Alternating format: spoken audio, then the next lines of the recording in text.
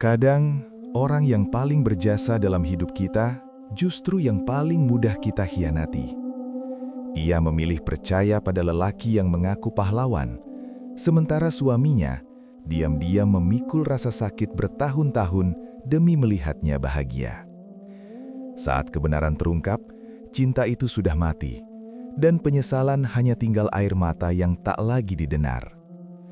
Inilah kisah tentang pengkhianatan yang dibayar seumur hidup.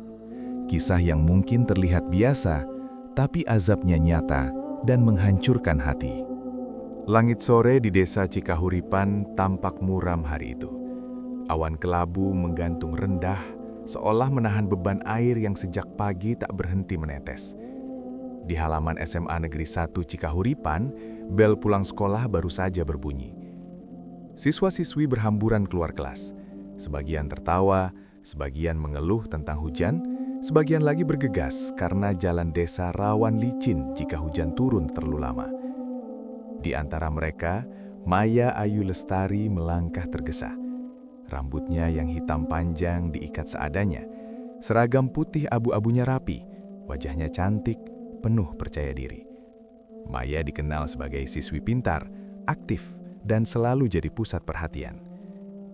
Tak jauh di belakangnya, Rangga Pratama berjalan lebih pelan.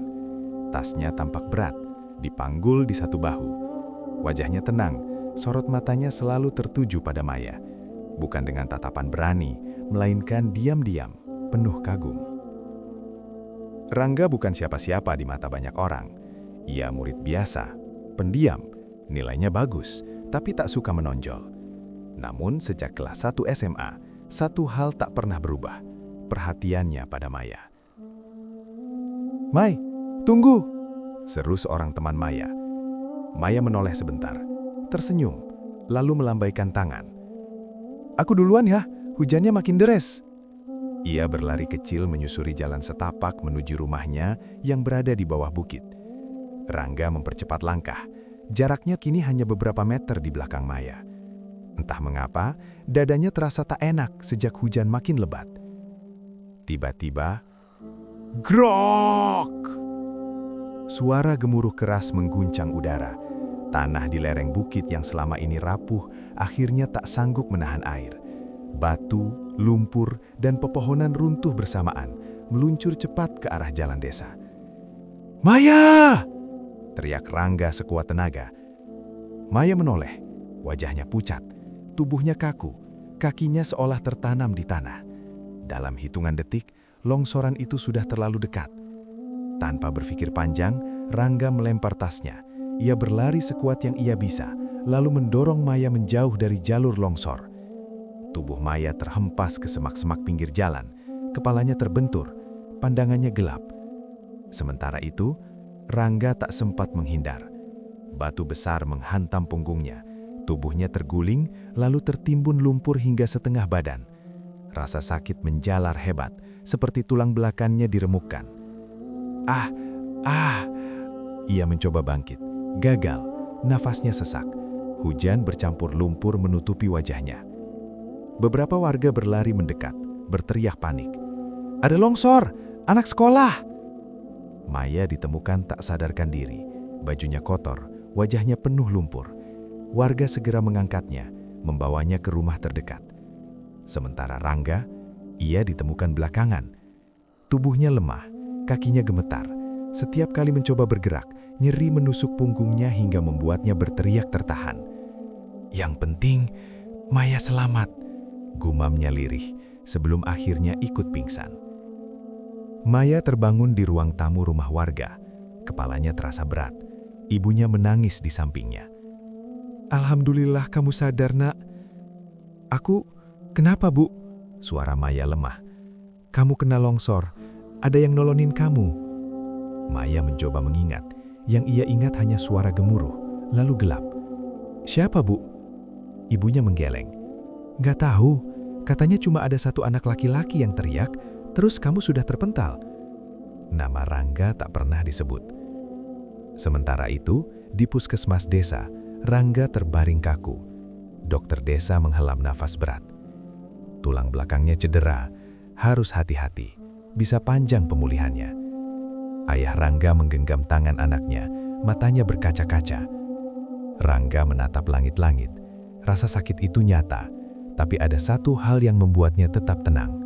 Maya hidup, dan ia tak pernah meminta siapapun tahu apa yang telah ia lakukan hari itu. Di bangku SMA itu, tanpa janji yang terucap, Rangga telah memberikan segalanya. Bahkan sebelum Maya tahu siapa sebenarnya yang telah menyelamatkan hidupnya. Waktu berjalan, tapi tidak semua luka ikut sembuh bersamanya. Sejak hari longsor itu, hidup Rangga Pratama berubah pelan-pelan, nyaris tanpa disadari orang lain. Tubuhnya memang selamat, namun punggungnya tak pernah benar-benar kembali seperti semula. Setiap pagi, ia bangun dengan rasa nyeri yang menusuk, seolah ada beban tak terlihat yang menindih tulang belakangnya. Dokter bilang, cedera itu tidak membuatnya lumpuh, tapi cukup untuk menghancurkan masa muda jika ia ceroboh. Jangan angkat berat, jangan terlalu capek, dan siap-siap, ini bisa bertahun-tahun, kata dokter waktu itu. Bertahun-tahun. Kata itu terdengar sederhana, tapi bagi Rangga, itu berarti mengubur banyak mimpi dalam diam. Sementara itu, hidup Maya Ayu Lestari melaju cepat. Ia lulus SMA dengan nilai membanggakan, masuk universitas negeri ternama di Bandung. Dunia baru menyambutnya dengan lampu terang, gedung tinggi, dan orang-orang ambisius yang berbicara tentang masa depan. Maya berubah, bukan menjadi buruk, hanya menjadi sibuk. Di kampus, ia aktif organisasi. Prestasinya menonjol. Ia mulai magang lalu bekerja paruh waktu. Namanya sering disebut dosen. Banyak yang memuji kecerdasannya. Dan di setiap langkahnya, selalu ada satu orang yang tak pernah absen memberi dukungan, meski jarang terlihat. Rangga. Ia tak kuliah langsung. Kondisi fisiknya memaksanya mengambil jalan yang lebih pelan. Ia bekerja serabutan sambil mengikuti kuliah jarak jauh. Punggungnya sering kambuh, terutama saat hujan atau ketika terlalu lama duduk. Namun setiap kali Maya menelpon, "Aku capek banget hari ini, Rangga." Rangga selalu menjawab dengan nada yang sama. "Istirahat ya, Mai. Kamu hebat, jangan nyerah." Maya jarang bertanya balik. "Punggung kamu gimana?" Pertanyaan itu ada, tapi semakin jarang. Bukan karena Maya jahat, ia hanya terlalu sibuk mengejar dunia yang mulai membuka pintu untuknya. Suatu malam, di kamar kos Maya yang sempit, ia menatap layar ponselnya. Notifikasi masuk. "Rangga, aku baca artikel kamu dimuat di website kampus. Bangga." Maya tersenyum kecil. "Makasih ya." Ia lalu kembali menatap laptop. Deadline menunggu. Dunia tak pernah berhenti hanya karena satu pesan. Di rumah sederhana orang tuanya, Rangga menutup ponsel perlahan. Senyumnya tertahan, lalu pudar. Ia menekan punggungnya, menahan nyeri yang datang tiba-tiba. Ibunya melihat dari dapur. "Kamu jangan dipaksain terus, Nak." Rangga menggeleng pelan. "Nggak apa, Bu. Maya lagi berjuang." Seolah perjuangannya sendiri tak sepenting itu. Tahun demi tahun berlalu. Maya lulus, karirnya melesat. Ia pindah ke Jakarta, bekerja di perusahaan besar. Hidupnya kini penuh rapat, target, dan pencapaian. Rangga tetap ada, di belakang layar. Ia datang ke wisuda Maya dengan menahan sakit. Berdiri terlalu lama membuat kakinya gemetar. Tapi saat melihat Maya tersenyum memakai toga, semua rasa sakit itu seolah tidak berarti. "Kamu cantik," katanya tulus. Maya tertawa kecil. "Kamu juga kelihatan capek." "Iya, tapi bahagia." Itu bukan kebohongan. Mereka menikah beberapa tahun kemudian. Sederhana, tanpa pesta besar. Maya sibuk dengan karirnya. Rangga mengerti. "Aku belum bisa fokus rumah tangga sepenuhnya," kata Maya jujur. Rangga hanya mengangguk. "Aku nunggu." Kata itu selalu sama, menunggu. Ia menunggu Maya pulang larut, menunggu Maya selesai rapat, menunggu Maya punya waktu mendengar ceritanya. Dan di sela-sela itu semua, ia menunggu punggungnya tidak lagi sakit. Namun kenyataannya, rasa sakit itu justru makin sering datang. Kadang Rangga terpaksa berhenti bekerja. Kadang ia hanya bisa terbaring, menatap langit-langit, menahan nyeri dan perasaan tak berguna. Tapi setiap kali Maya pulang dengan wajah lelah, Rangga tetap menyambutnya dengan senyum. "Kamu makan belum?" Maya mengangguk sambil membuka tas. Udah, aku mandi dulu ya. Tak ada pelukan, tak ada tanya kabar panjang. Rangga duduk kembali, sendiri. Di luar, hujan turun pelan, seperti hari longsor dulu. Rangga memejamkan mata. Ia teringat Maya SMA yang berlari ketakutan. Teringat tubuhnya yang terhempas lumpur. Teringat rasa sakit pertama yang tak pernah benar-benar pergi. Namun, satu hal tetap sama sejak hari itu. Ia tidak pernah menyesal. Karena bagi Rangga, cinta bukan tentang dilihat atau diakui.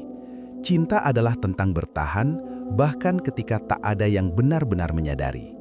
Dan tanpa ia sadari, kesabarannya sedang diuji menuju batas terakhir. Pernikahan Rangga Pratama dan Maya Ayu Lestari berlangsung sederhana, nyaris tanpa kemewahan. Akad nikah digelar di rumah orang tua Maya, dengan kursi plastik berjejer rapi dan tenda putih yang dipinjam dari tetangga. Tidak ada gedung mewah, tidak ada pesta besar, hanya doa, senyum dan harapan yang diam-diam disimpan masing-masing.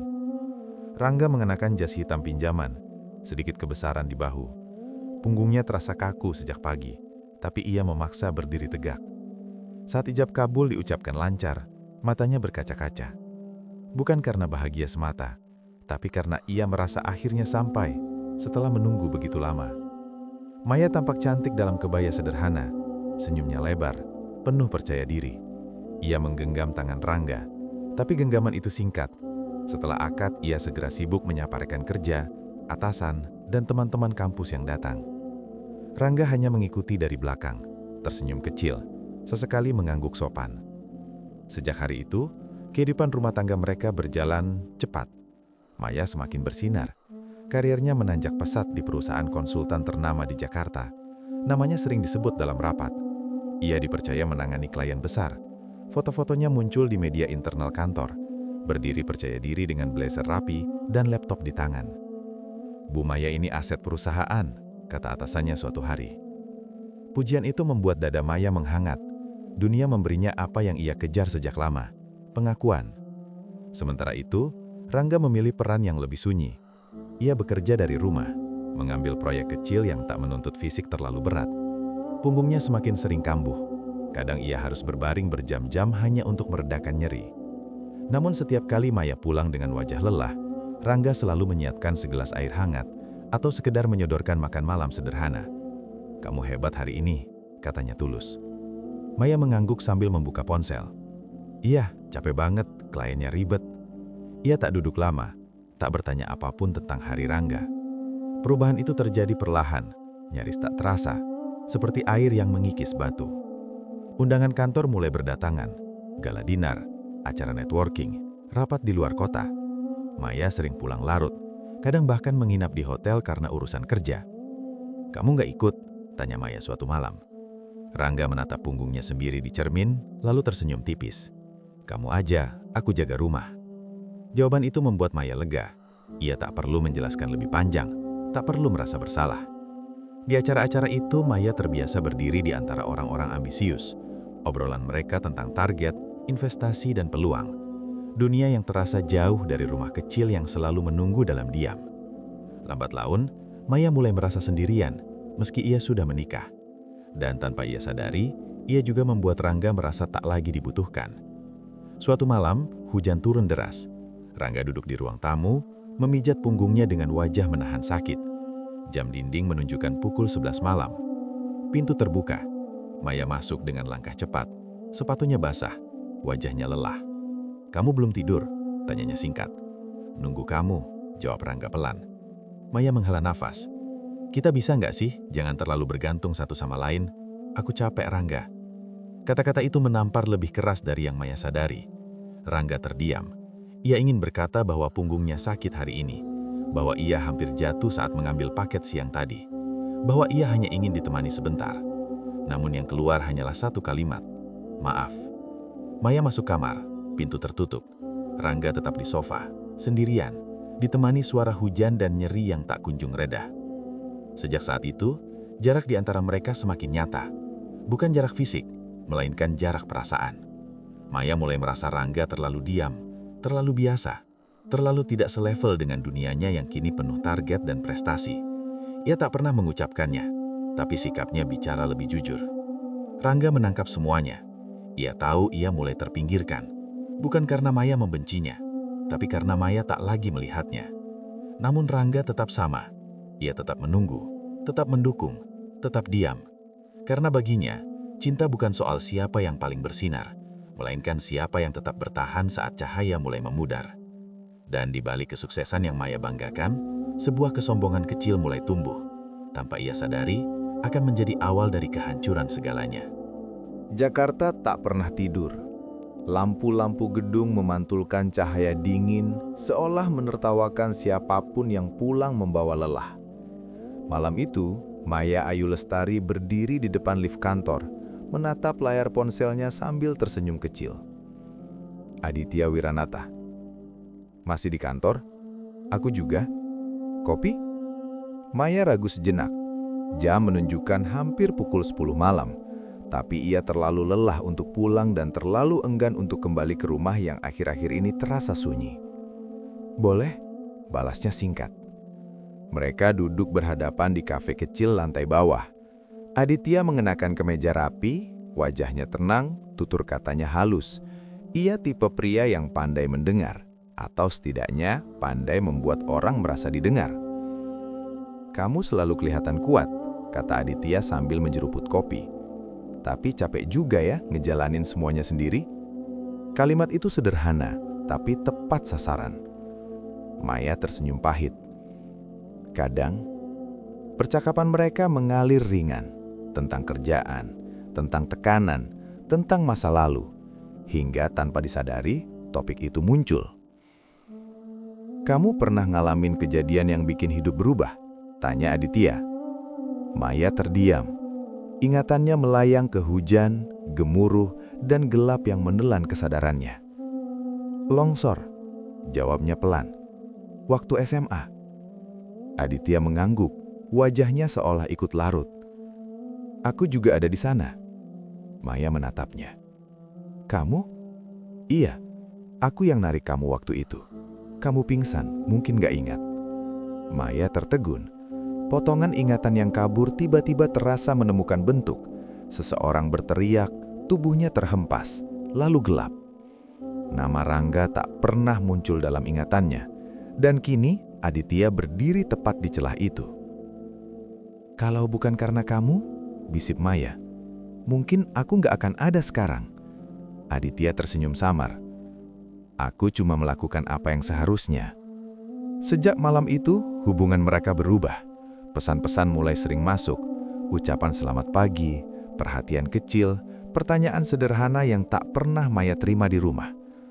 Udah makan? Hari ini kelihatan capek, istirahat ya?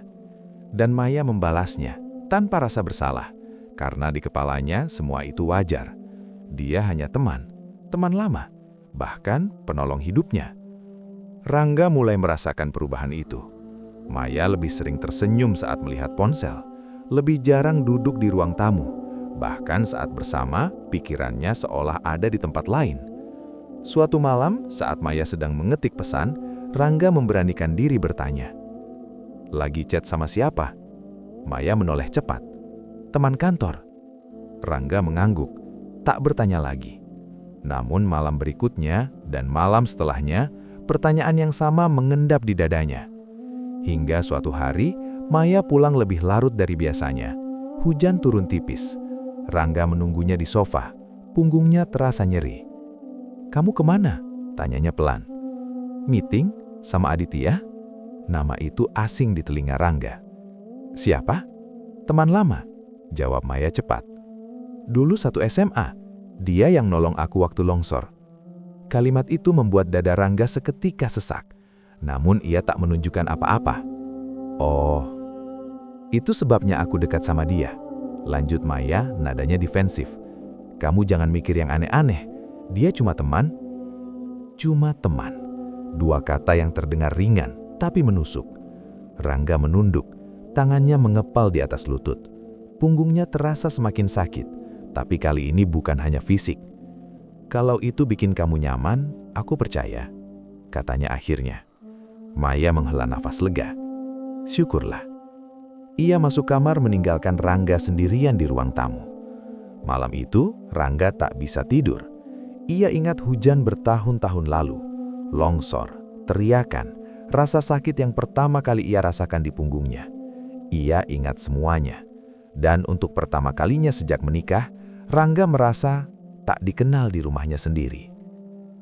Sementara itu, di sisi lain kota, Maya tersenyum menatap ponselnya. "Aditya, makasih sudah percaya sama aku." Maya membalas, "Aku berhutang nyawa sama kamu." Kalimat itu menjadi awal dari sebuah kebohongan panjang. Kebohongan yang kelak akan menghancurkan lebih dari satu hati. Dan di balik dalih dia hanya teman, pengkhianatan itu mulai berjalan terang-terangan. Tanpa Maya sadari, kesabarannya Rangga sedang terkikis menuju titik terakhir. Kesabaran tidak selalu berakhir dengan kebaikan. Kadang ia hanya menjadi alasan bagi orang lain untuk terus melukai. Sejak kehadiran Aditya, rumah kecil Rangga dan Maya terasa semakin sunyi. Bukan karena tak ada suara, tapi karena tak ada lagi percakapan yang berarti. Maya lebih sering menatap layar ponsel daripada wajah suaminya sendiri. Pagi hari, Rangga bangun lebih dulu. Ia menahan punggungnya saat berdiri, lalu menuju dapur untuk menyiapkan sarapan sederhana. Nasi goreng, telur ceplok, dan segelas teh hangat. Menu yang sama sejak lama. Maya keluar kamar dengan langkah cepat. "Aku berangkat dulu ya," katanya sambil mengambil tas. Rangga menoleh. "Makan dulu, nanti aja di kantor." Pintu tertutup. Tak ada pamit, tak ada sentuhan. Rangga duduk kembali di kursi makan, menatap piring yang masih utuh. Tangannya gemetar pelan, bukan karena sakit punggung, melainkan karena sesuatu yang lebih dalam. Hari-hari berikutnya berjalan seperti itu. Maya semakin sering pulang larut, kadang menginap dengan alasan pekerjaan luar kota. Rangga tak pernah mengecek, tak pernah memata-matai. Ia memilih percaya, meski hatinya berteriak. Namun rasa curiga tak datang tiba-tiba. Ia tumbuh dari ketiadaan. Tak ada cerita, tak ada tanya kabar, tak ada perhatian kecil yang dulu pernah ada. Suatu malam, Rangga memberanikan diri. Maya baru saja masuk rumah. Wajahnya lelah, tapi matanya masih menatap ponsel. "Kita bisa ngobrol sebentar?" tanya Rangga. Maya menghela napas panjang. "Besok aja ya, aku capek.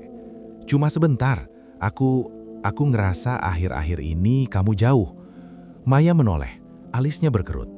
"Rangga, kamu kenapa sih? Jangan lebay, aku kerja buat kita." Kata lebay itu menampar. Rangga terdiam. "Aku cuma pingin ditemani," katanya lirih. Maya tertawa kecil, bukan mengejek, tapi lelah. "Kamu ini kebanyakan mikir, aku nggak punya waktu buat drama." Drama, itulah harga dari kesabarannya. Rangga mulai sering terbangun di malam hari. Punggungnya nyeri, tapi hatinya lebih perih. Ia duduk di tepi ranjang, memijat punggungnya, menatap Maya yang tidur membelakangi. Dalam diam, ia bertanya pada dirinya sendiri, "Sejak kapan aku jadi orang asing di rumah ini?" Di kantor, Maya semakin dekat dengan Aditya. Mereka makan siang bersama, pulang bersama jika lembur, tertawa bersama. "Suami kamu nggak keberatan?" tanya Aditya suatu hari. Maya mengangkat bahu. Dia ngerti kok, lagian dia cuma di rumah. Kalimat itu keluar ringan, seolah tak ada beban. Tanpa Maya sadari, kalimat itu menandai pergeseran besar. Rangga tak lagi ia lihat sebagai pasangan, melainkan bayangan. Suatu malam, hujan turun deras. Rangga mencoba berdiri dari sofa, tapi punggungnya tiba-tiba terkunci. Rasa sakit menjalar hebat, membuatnya terjatuh. "Ah!" Ia mengeringis, keringat dingin mengalir di pelipisnya. Dengan susah payah, ia meraih ponselnya. "Maya, aku jatuh. Bisa pulang lebih cepat?" Pesan itu terkirim. 1 menit, 5 menit, 10 menit. Tak ada balasan. Di restoran mahal, Maya tertawa bersama Aditya. Ponselnya bergetar di dalam tas. Ia tak membukanya. Rangga akhirnya berhasil bangkit, bersandar di dinding. Air matanya jatuh tanpa suara. Bukan karena rasa sakit fisik, tapi karena kesadaran yang menghantamnya perlahan. Ia berjuang sendirian, dan ia mulai lelah. Keesokan paginya, Maya pulang dengan wajah segar. "Kamu kenapa?" tanyanya singkat, melihat Rangga berjalan tertatih-tatih. "Punggungku kambuh," jawab Rangga. Oh, tak ada reaksi lain. Ia masuk kamar bersiap kerja. Rangga berdiri di ruang tamu menatap pintu kamar yang tertutup. Dadanya terasa kosong. Di saat itulah, untuk pertama kalinya, sebuah keputusan kecil mulai tumbuh di hatinya. Bukan untuk marah, bukan untuk melawan, tapi untuk berhenti berharap. Kesabaran Rangga telah dibayar mahal, dan harga itu adalah luka batin yang tak lagi bisa disembuhkan dengan diam. Tidak semua perpisahan diawali teriakan. Ada yang datang dalam keheningan, dingin, pelan, tapi mematikan.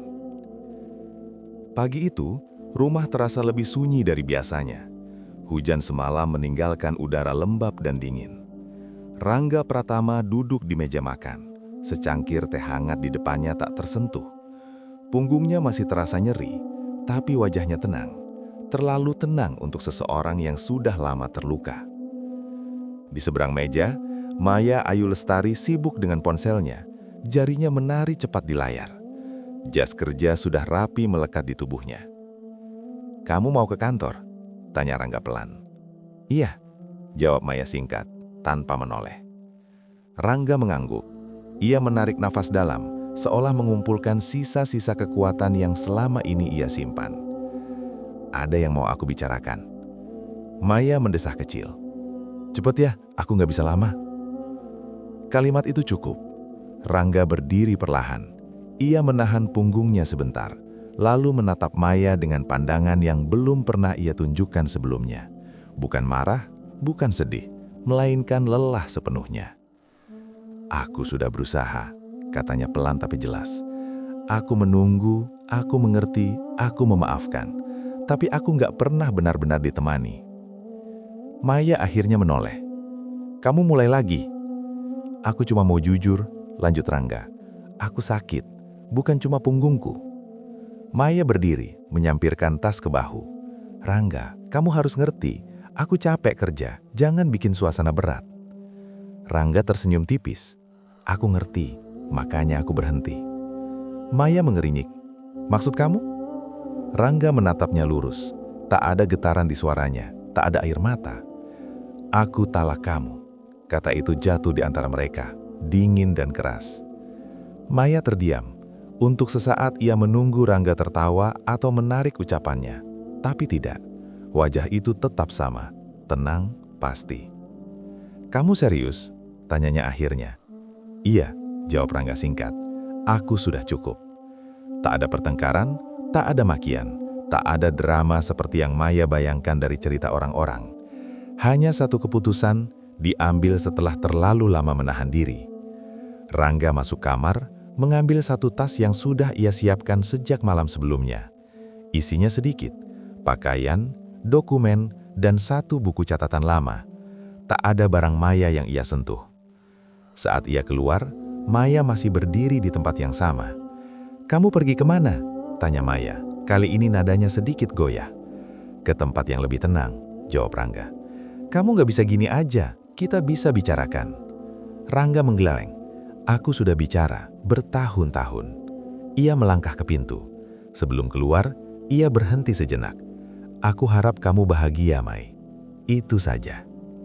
Pintu tertutup. Tak ada tangisan, tak ada pengejaran, tak ada penyesalan saat itu. Hanya keheningan yang tertinggal di rumah yang dulu disebut keluarga. Hari-hari setelahnya berjalan aneh bagi Maya. Rumah terasa terlalu besar, terlalu kosong. Rangga benar-benar pergi, tanpa pesan panjang, tanpa permintaan kembali. Maya mengira ia akan lega. Nyatanya ia justru merasa kehilangan sesuatu yang tak bisa ia jelaskan. Di sisi lain, Rangga duduk di dalam kereta menuju luar kota. Ia menatap jendela, melihat lanskap berubah perlahan. Punggungnya masih sakit, tapi dadanya terasa ringan. Untuk pertama kalinya setelah bertahun-tahun, ia tidak harus menunggu siapapun. Ia memejamkan mata, bukan untuk melupakan, tapi untuk memulai hidup yang benar-benar baru. Dan di saat Maya masih sibuk meyakinkan dirinya bahwa semua akan baik-baik saja, ia belum tahu bahwa perpisahan itu bukan akhir dari kesedihan, melainkan awal dari penyesalan yang tak akan pernah selesai. Kebenaran tidak selalu datang untuk menyelamatkan. Kadang, ia datang hanya untuk menghancurkan. Sejak kepergian Rangga, hidup Maya Ayu Lestari terasa berjalan lebih cepat, namun kosong. Ia mengisi hari-harinya dengan pekerjaan, rapat, dan target. Semua hal yang dulu ia yakini sebagai kebahagiaan. Dan di sela-sela itu, Aditya semakin sering ada. Ia menjemput Maya, menemaninya makan, mengisi keheningan yang tertinggal di rumah. Maya membiarkannya, bahkan merasa pantas mendapatkan itu setelah semua pengorbanan yang Aditya klaim pernah ia lakukan. Namun suatu sore, segalanya berubah. Maya pulang ke rumah orang tuanya di desa untuk menghadiri pengajian keluarga. Rumah itu masih sama, bau kayu tua, foto-foto lama di dinding, dan kenangan yang belum sempat ia sentuh. Di sudut lemari, Maya menemukan sebuah album foto SMA. Ia membukanya perlahan. Senyum-senyum masa muda bertebaran di sana. Hingga matanya terhenti pada satu foto. Foto longsor. Ia terlihat terbaring di tandu darurat. Wajahnya pucat. Dan di sampingnya, Rangga. Bukan berdiri, bukan menonton, tapi terduduk. Punggungnya dibalut perban tebal, wajahnya meringis menahan sakit. Jantung Maya berdegup keras. "Bu," suaranya bergetar. "Ini foto waktu longsor." Ibunya mendekat, menatap foto itu. Wajahnya langsung berubah sendu. "Iya." "Kenapa Rangga ada di situ?" Ibunya menghela napas panjang, seolah menunggu pertanyaan itu selama bertahun-tahun. "Karena Rangga yang nyelamatin kamu." Dunia Maya seakan berhenti. "Apa maksud ibu?"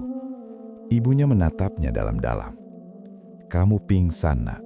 Rangga yang dorong kamu keluar dari jalur longsor. Dia ketimpa batu, tulang belakangnya cedera sejak hari itu." Kata-kata itu jatuh satu persatu menghantam Maya tanpa ampun. "Aditya, Bu," bisik Maya. Ibunya menggeleng.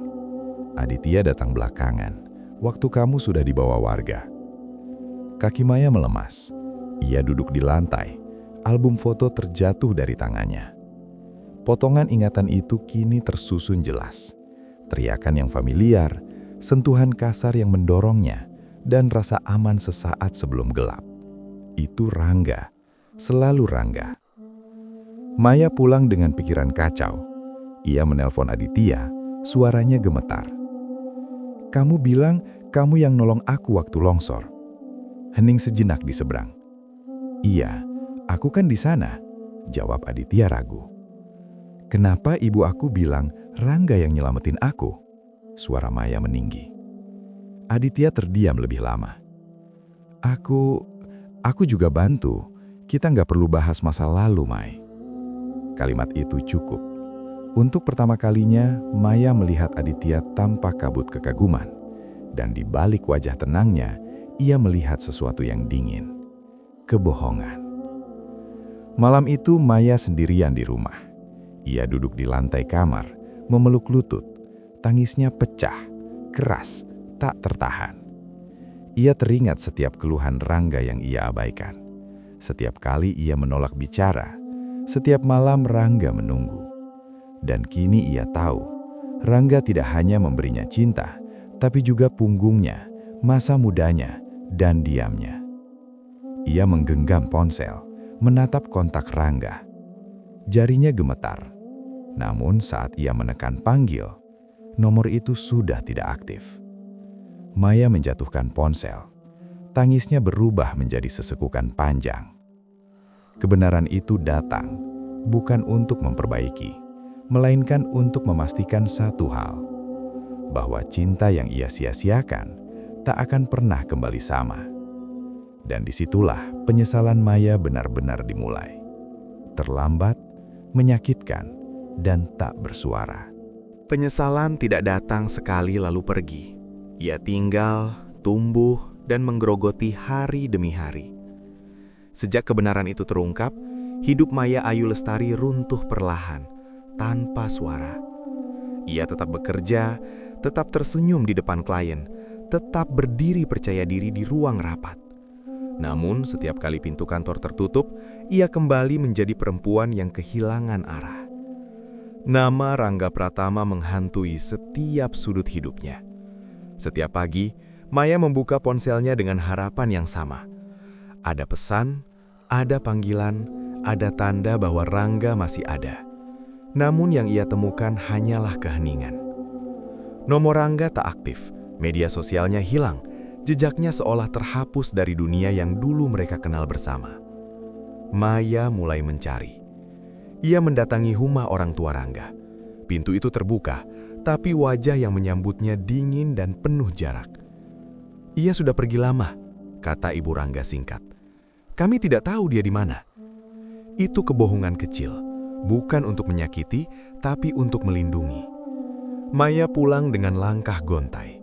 Untuk pertama kalinya, ia menyadari bahwa ia benar-benar ditinggalkan. Hari-hari berubah menjadi bulan, bulan menjadi tahun. Maya pindah kerja, pindah kota, bahkan pindah gaya hidup. Namun satu hal tak pernah berubah, ia terus mencari Rangga. Ia mendatangi kampus tempat Rangga dulu kuliah jarak jauh. Ia bertanya pada teman-teman SMA lama.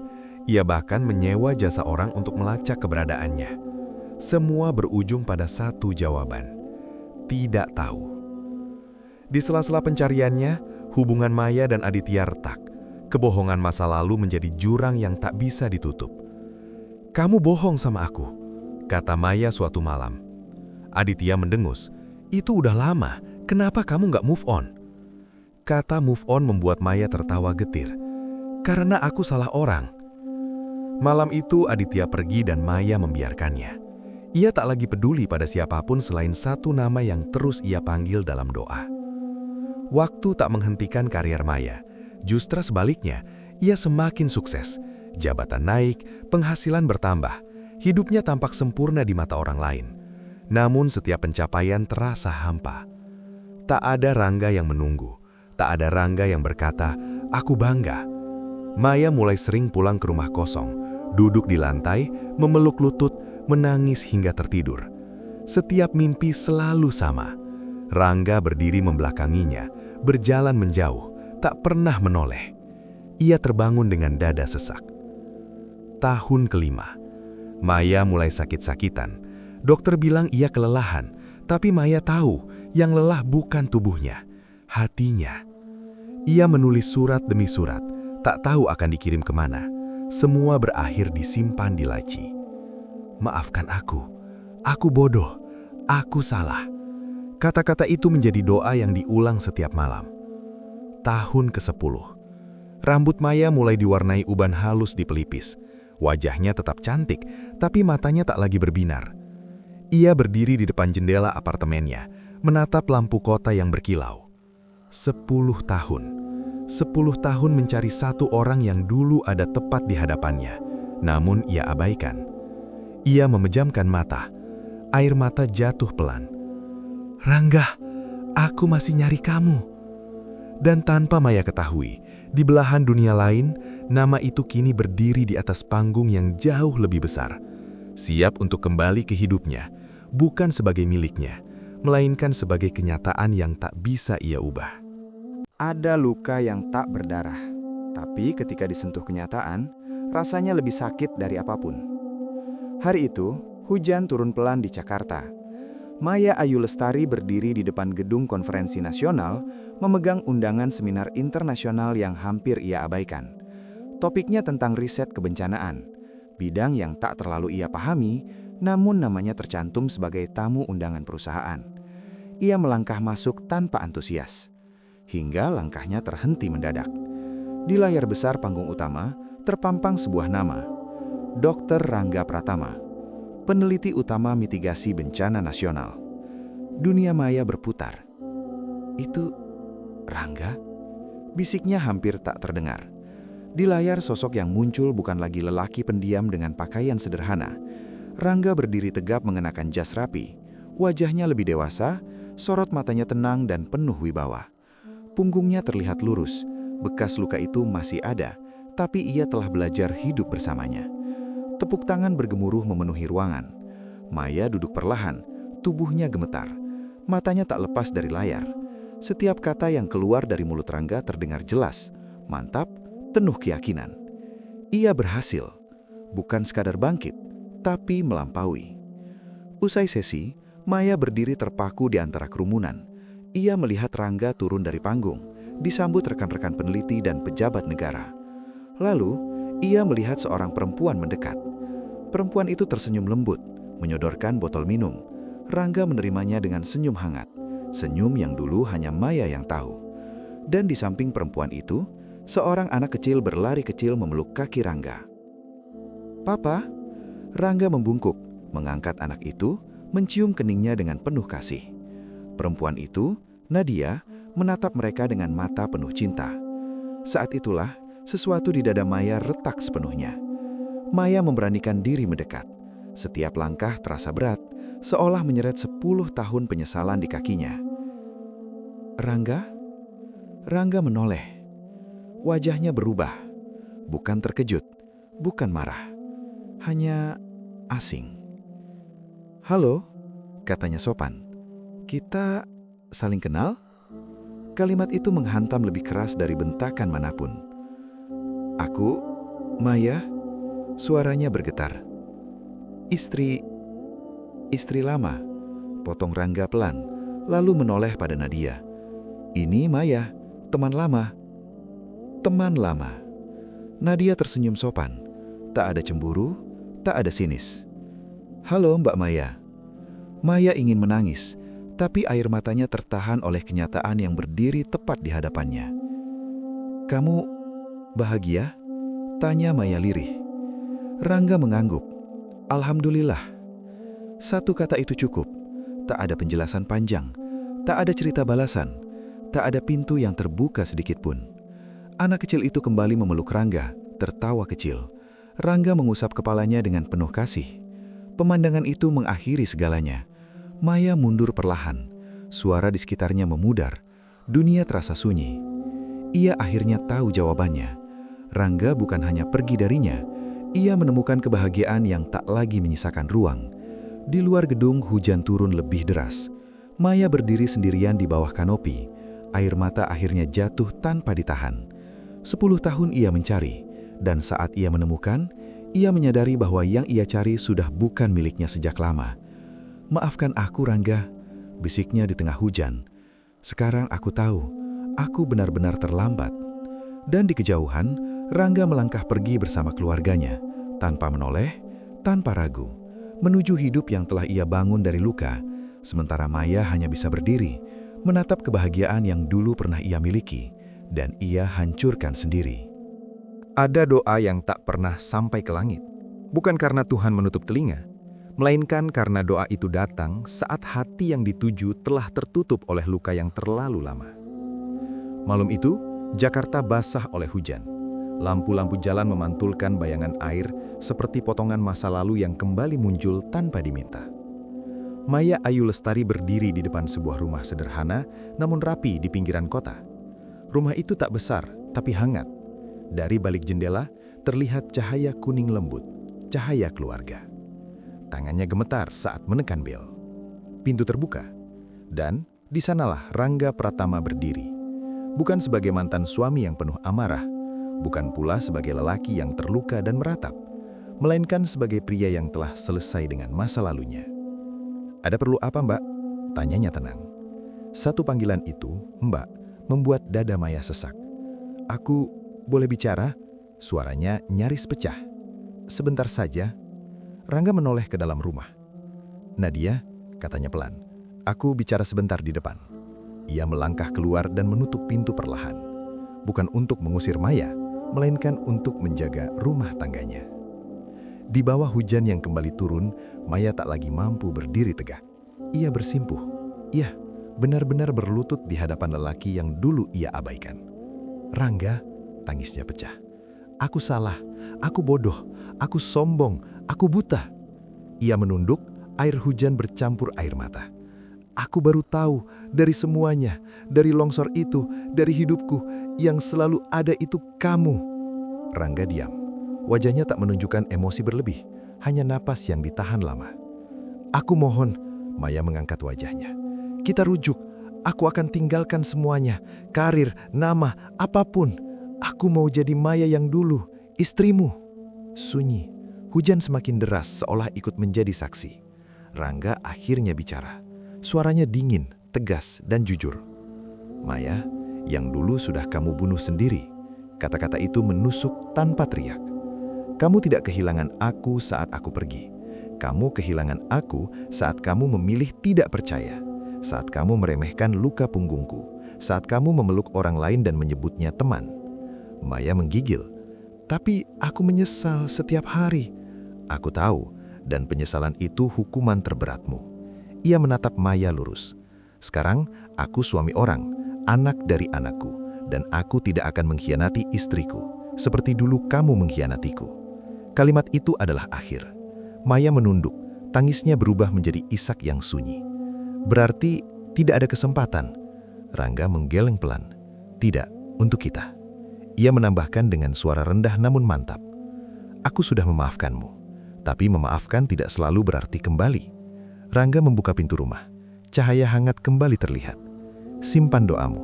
Mungkin Tuhan punya jalan lain untukmu, tapi aku bukan jalannya.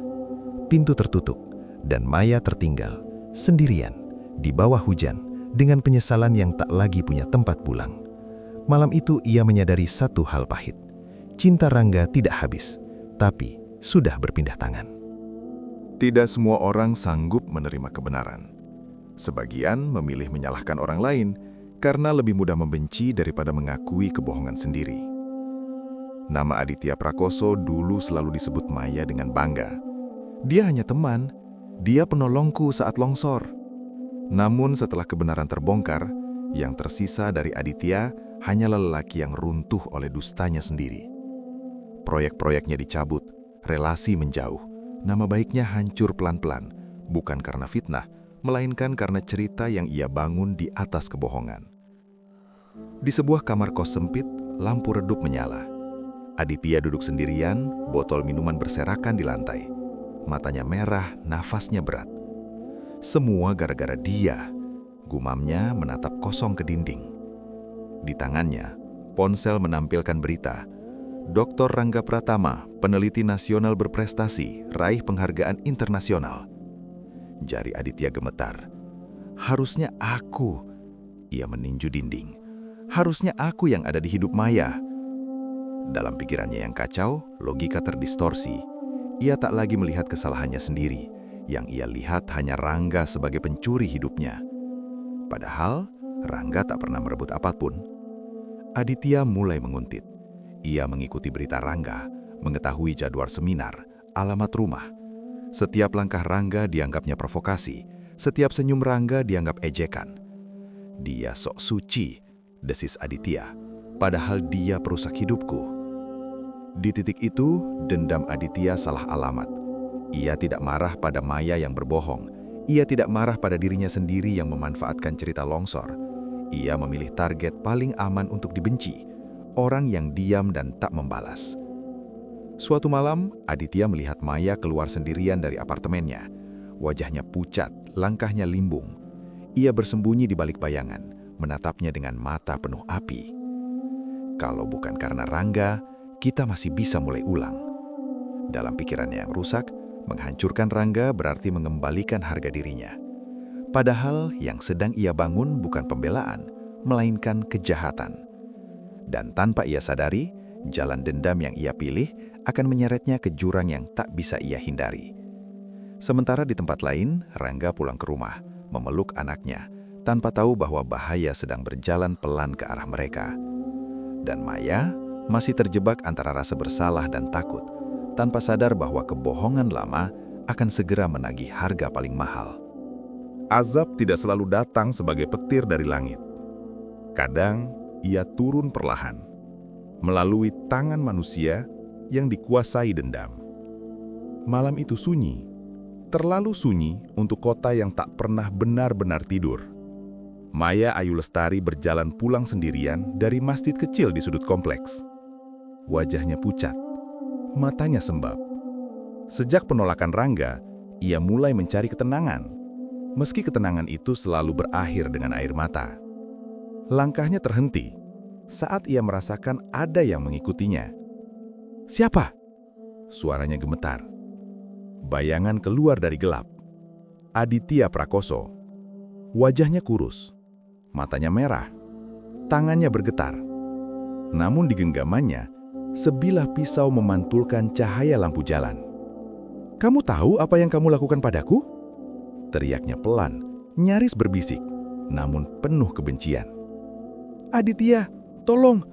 Maya mundur. "Ini semua salahku. Jangan libatkan orang lain." "Salahmu?" Aditya tertawa getir. "Kamu bilang aku penyelamatmu. Kamu bikin aku percaya itu. Sekarang semuanya hilang karena dia." Aditya melangkah maju. Pisau itu terangkat. Di saat yang sama, dari ujung jalan, sebuah mobil berhenti mendadak. Pintu terbuka. Rangga. Ia baru saja pulang dari kunjungan kerja. Langkahnya terhenti saat melihat pemandangan itu. "Maya!" teriaknya. Aditya menoleh. Senyum bengkok terukir di wajahnya. "Nah, akhirnya muncul," katanya lirih. "Semua gara-gara kamu." Aditya berlari. Pisau terangkat tinggi. Arahnya jelas, Rangga. Dan di detik itulah, Maya melakukan satu keputusan yang mengubah segalanya. Ia berlari lebih dulu. "Jangan!" Tubuh Maya menghadang di depan Rangga. Pisau itu menancap, bukan ke Rangga, melainkan ke tubuh Maya. Darah mengalir. Maya terjatuh perlahan ke aspal basah. "Maya!" Rangga menangkap tubuhnya. Aditya terpaku. Pisau terlepas dari tangannya. Aku nggak mau." Suaranya pecah. Sirine polisi mulai terdengar dari kejauhan. Warga telah melapor. Maya tersenyum lemah, menatap Rangga. "Maaf," bisiknya. "Untuk semuanya." Air mata Rangga jatuh ke wajah Maya. "Kamu bodoh. Kenapa kamu lakukan ini?" "Biar setidaknya," napas Maya tersengal. "Kali ini aku melindungimu." Matanya perlahan terpejam. Rumah sakit menjadi saksi malam panjang penuh doa. Maya koma. Dokter menggeleng pelan. "Lukanya parah. Kita hanya bisa menunggu." Di lorong rumah sakit, Rangga duduk terdiam. Bukan sebagai suami, bukan sebagai kekasih, melainkan sebagai manusia yang menyimpan masa lalu dan belas kasihan. Aditya diborgol. Tangisnya pecah saat dibawa pergi. "Aku salah! Aku salah!" teriaknya histeris. Namun semuanya sudah terlambat. Mesin-mesin berbunyi pelan di ruang ICU. Maya terbaring tak bergerak. Dan tanpa ia ketahui, azab paling sunyi telah dimulai. Hidup tanpa kesempatan memperbaiki apapun. Ada kebahagiaan yang hanya berani datang saat manusia tak lagi sadar. Karena di dunia nyata, kebahagiaan itu sudah terlalu mahal untuk ditebus. Gelap. Lalu perlahan, terang. Maya Ayu Lestari membuka mata. Udara sejuk menyentuh wajahnya. Ia berdiri di sebuah halaman sekolah tua, bangku-bangku kayu, papan tulis hijau, suara tawa remaja yang familiar. SMA. "Ini?" Maya menoleh, jantungnya berdebar. Di ujung lapangan, seorang lelaki berdiri sambil tersenyum. Rangga.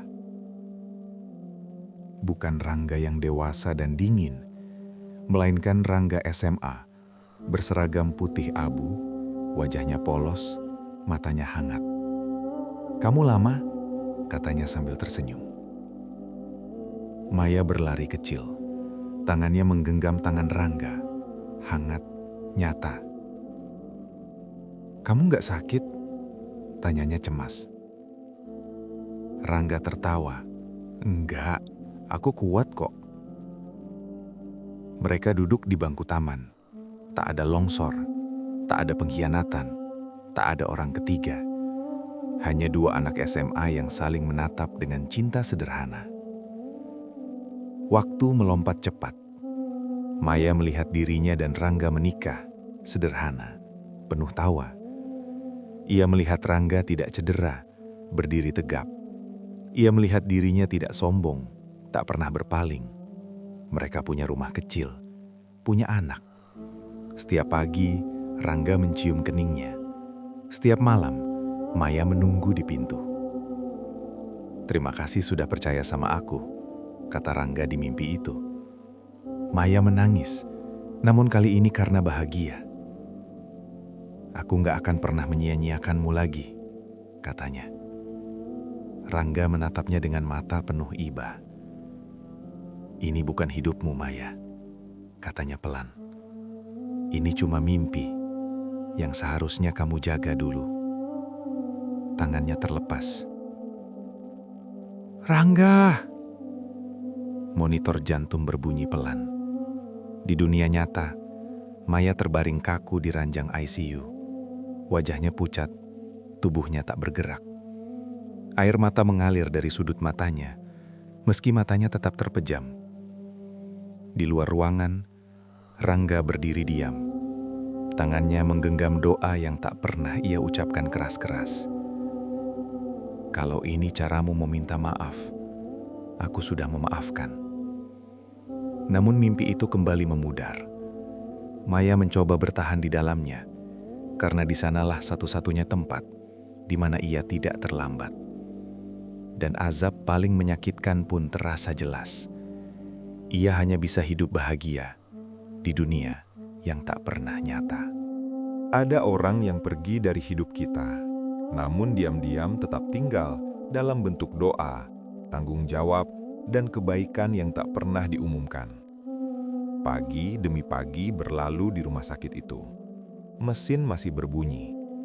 Cahaya matahari menyelinap lewat jendela kaca. Maya Ayu Lestari masih terbaring dalam koma. Tubuhnya kurus, wajahnya pucat. Tak ada tanda ia tahu siapa yang datang dan pergi. Yang ia tahu hanya mimpi. Namun di dunia nyata, seseorang tak pernah benar-benar pergi. Di loket administrasi rumah sakit, seorang petugas memeriksa berkas. "Biaya ICU bulan ini sudah dibayar penuh," katanya. "Siapa penjaminnya?" tanya perawat. Petugas itu melirik layar komputer. "Dokter Rangga Pratama." Perawat itu terdiam. "Bukankah dia..." Petugas mengangguk. "Iya, mantan suaminya." Tak pernah ada unggahan, tak ada pengakuan, tak ada drama. Rangga datang di luar jam kunjung. Kadang hanya berdiri di balik kaca ICU, kadang menitipkan doa pada perawat. Ia tak pernah menyentuh tangan Maya, tak pernah memanggil namanya keras-keras, karena ia tahu batas. Ia datang bukan sebagai suami, bukan pula sebagai cinta lama, melainkan sebagai orang yang tak sanggup meninggalkan manusia yang pernah ia jaga. Di rumah, Nadia mengetahui semuanya. "Mas," katanya pelan suatu malam, "aku tahu kamu masih peduli." Rangga menunduk. "Bukan peduli seperti dulu." Nadia menggenggam tangannya. "Dan aku percaya kamu." Tak ada kecemburuan, tak ada marah. Karena cinta yang sehat tidak takut pada masa lalu. Ia hanya menjaga masa depan. Dokter pernah berkata, "Kalau dia bangun, kemungkinan besar akan lumpuh sebagian." Rangga mengangguk. "Lakukan yang terbaik. Biayanya besar." "Tak apa," jawab Rangga singkat. "Dia pernah menaruh hidupnya di depan tubuh saya." Kalimat itu tak pernah sampai ke telinga Maya. Di ruang ICU, Maya sesekali mengernyit. Air mata menetes tanpa sebab. Mungkin hatinya tahu bahwa seseorang masih ada, meski ia tak bisa melihat. Dan disitulah azab itu terasa semakin dalam. Ia ditolong oleh orang yang paling ia sakiti, tanpa pernah tahu, tanpa pernah sempat berterima kasih. Ada orang yang meninggal karena luka di tubuhnya. Ada pula yang wafat karena lelah jiwanya. Dan ada yang memilih pergi karena sadar hidup tak lagi memberinya tempat untuk pulang. Malam itu, hujan turun perlahan di luar rumah sakit. Bukan hujan deras, hanya rintik yang panjang seperti doa yang tak lagi meminta jawaban. Di ruang ICU, Maya Ayu Lestari terbaring diam. Mesin jantung masih berbunyi, namun iramanya mulai melemah. Dokter menatap monitor dengan wajah berat. Kondisi otaknya menurun. Secara medis, dia masih hidup.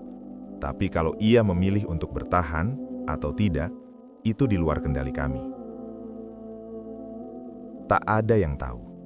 Namun di dalam kesunyian itu, Maya sedang sadar, bukan di tubuhnya, melainkan di antara mimpi dan kenyataan.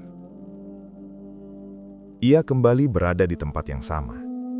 Bangku SMA, langit cerah, dan Rangga. Namun kali ini, Rangga tidak mendekat. Ia berdiri jauh bersama Nadia dan anaknya. Maya tersenyum pilu. "Aku tahu sekarang," katanya pelan. "Tempatku bukan di sana." Rangga menatapnya lembut. "Terima kasih sudah melindungiku," katanya. "Sekarang giliran aku menjaga hidupku." Maya mengangguk. Tak ada tangis, tak ada penyesalan berisik, hanya kelelahan yang dalam. "Aku capek, Rangga," bisiknya. "Aku mau tidur." Dan untuk pertama kalinya, tak ada yang menahannya.